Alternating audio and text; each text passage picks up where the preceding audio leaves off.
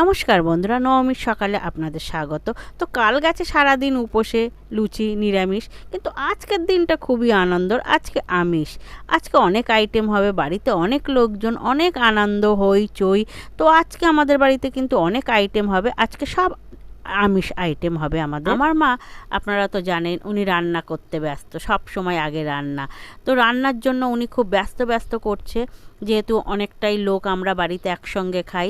তার মধ্যে আরও কিছুটা লোক এসছে, আমার মামার বাড়ির লোকজনও এসছে। তো আজকে আমরা মোটামুটি 40 জন মতন আছি।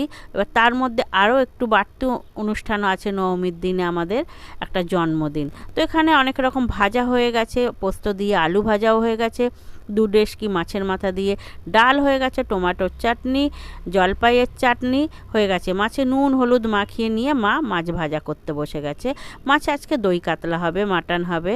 তো বাড়তি আনন্দটা হলো এই, আমার ভাইজির জন্মদিন। এরা এখানে থাকে না, এরা আন্ধ্রায় থাকে। তো এসছে এখানে, এদের আজকে এখানে জন্মদিনটা হবে।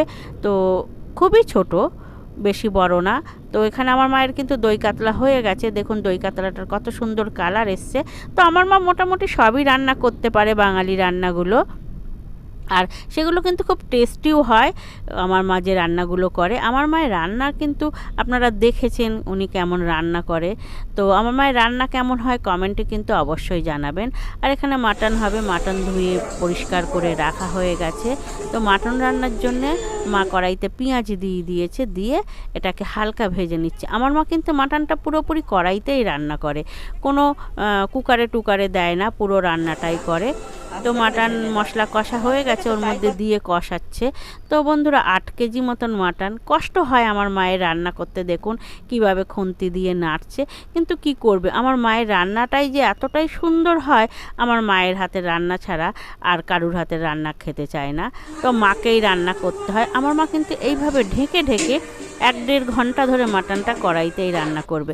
একটু করে ঢাকনা খুলবে, একটু নাড়বে, একটু জল দেবে সামান্য, দিয়ে আবার ঢাকা দিয়ে রেখে দেবে একদম লো ফ্লেমে। তো এইভাবেই মাটনটা রান্না করছে আমার মা। খুবই কষ্ট হয় রান্না করতে, কিন্তু আমার মাকে কেউ ছাড়বে না। তো এদিকে মা রান্না করছে, আর অন্যদিকে আমরা ঘরবাড়ি বেলুন দিয়ে সাজিয়েছি, আজকে জন্মদিন হবে। তো বেলুন দিয়ে মোটামুটি সাজানো হয়ে গেছে। অনুষ্ঠানটা খুব একটা বড় হচ্ছে না, ছোট করেই করা হচ্ছে, যেহেতু একে নবমী, বাচ্চা কাচ্চা সবাই পুজো নিয়ে ব্যস্ত। জন্মদিনটাকে বড় করে করা হচ্ছে। এখানে সবাই আমরা 15-20 জন, তার সঙ্গে আরও বেশি লোকজন এসছে।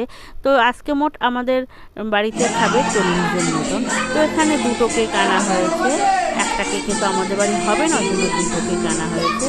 তো এখানে দেখুন কত আনন্দ হই হুল্লোড় করে আমরা সময় কাটাই। আমাদের বাড়িতে খুবই জমজমাট, আনন্দ হই হুল্লোড় করে আমরা কাটাই। হ্যাঁ, অশান্তি আছে, তবে সেটা সাময়িক, কিন্তু এই আনন্দটা খুবই এখন পাওয়া মুশকিল হয়ে গেছে। তো সেই আনন্দটা কিন্তু আমাদের বাড়ি আছে, খুবই আনন্দ করে আমরা দিন কাটাই। আর এই যে হলো বার্থডে গার্ল, এর বার্থডে আজকে। তো এখানে ওকে খেতে দেওয়া হচ্ছে। তো ওরা 2 বোন এসছে ঠাকুমা ঠাকুর দাদার সঙ্গে, এখানে ছোট করে অনুষ্ঠানটা করিয়ে দেওয়া হচ্ছে ওদের। তো আপনাদের কেমন লেগেছে আমাদের বাড়ির হই হট্টগোল কমেন্টে কিন্তু অবশ্যই জানাবেন।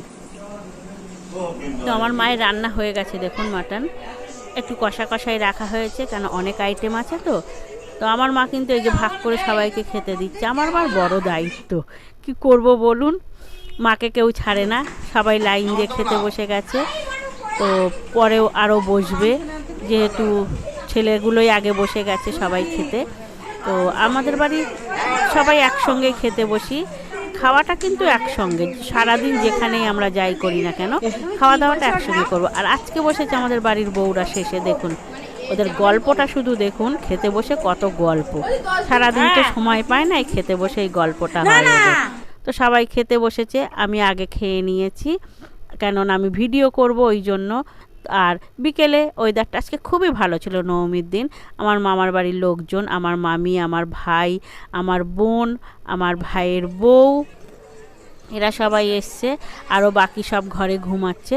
তো আমাদের সব দুপুর, মানে দুপুর না, এখন 4:30-5টা বাজে, সবাই বসে গল্প করা হচ্ছে। ওয়েদারটা খুবই সুন্দর। তো আমার মা, কাকিমা, ভাই বউরা, ভাইরা, ভাইপোরা সবাই বসে গল্প করছে। তো বন্ধুরা, আমার ভিডিওটা আপনাদের কেমন লাগে কমেন্টে অবশ্যই জানাবেন। জানি আমার ভিডিওটা আপনাদের ভালো লাগে। আগের বারের ভিডিওয়ে আপনারা অনেক ভালোবাসা দিয়েছেন আমাকে, তো সেই জন্য আমি এবারের পুজোর ভিডিওগুলো আপনাদেরকে আমি শেয়ার করলাম। কমেন্টে জানাবেন কেমন লাগলো আমার ভিডিও।